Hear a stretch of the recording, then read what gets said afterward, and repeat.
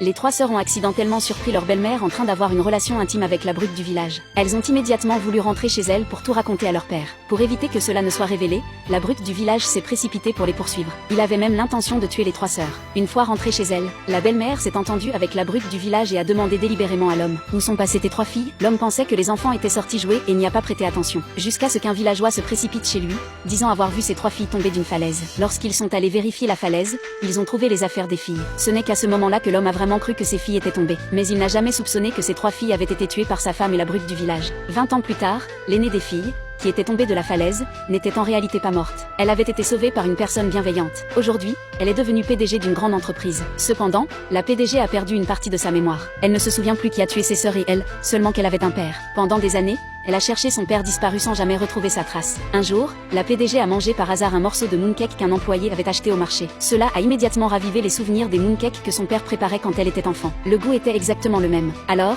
la PDG a demandé à son assistant de l'emmener à l'endroit où les mooncakes avaient été achetés, espérant retrouver son père. Mais avant que la PDG n'arrive au marché, son père avait reçu un appel de sa femme et était rentré chez lui. La PDG n'a pu que l'attendre là-bas. Pendant ce temps, l'homme est rentré précipitamment chez lui et a demandé à sa femme ce qui se passait. Contre toute attente, sa femme, de mèche avec la brute du village, prévoyait de lui soutirer ses économies. Ils ont inventé un faux projet de salon de beauté très rentable et ont demandé à l'homme d'y investir toutes ses économies. Sans hésiter, l'homme a donné à sa femme 400 000 $.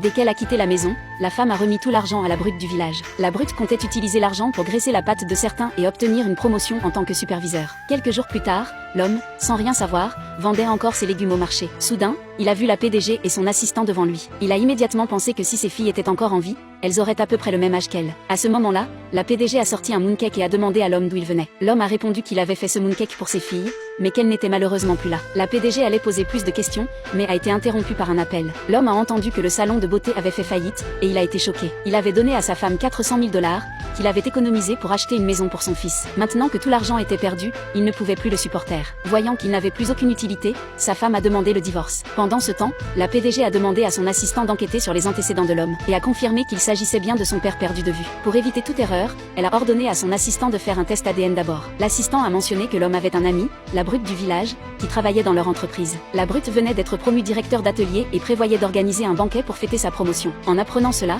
la PDG a décidé d'organiser le banquet au nom de l'entreprise, à l'honneur de la brute. La brute a été un peu surprise par cette reconnaissance de la PDG, mais les employés ont tous pensé qu'il était sur le point de connaître un grand succès. Ils lui ont tous offert des cadeaux coûteux pour célébrer. À ce moment-là, l'homme est arrivé au banquet en portant 2 poissons. Il a supplié la brute de convaincre sa femme de ne pas divorcer. Voyant son pauvre cadeau, la brute s'est mise en colère. Non seulement il a refusé de l'aider, mais il a aussi fait une annonce devant tout le monde. Il a affirmé que s'il en était là aujourd'hui, c'était grâce à une femme qu'il avait soutenue dans l'ombre. En entendant cela, l'homme a cru que la brute avait une nouvelle petite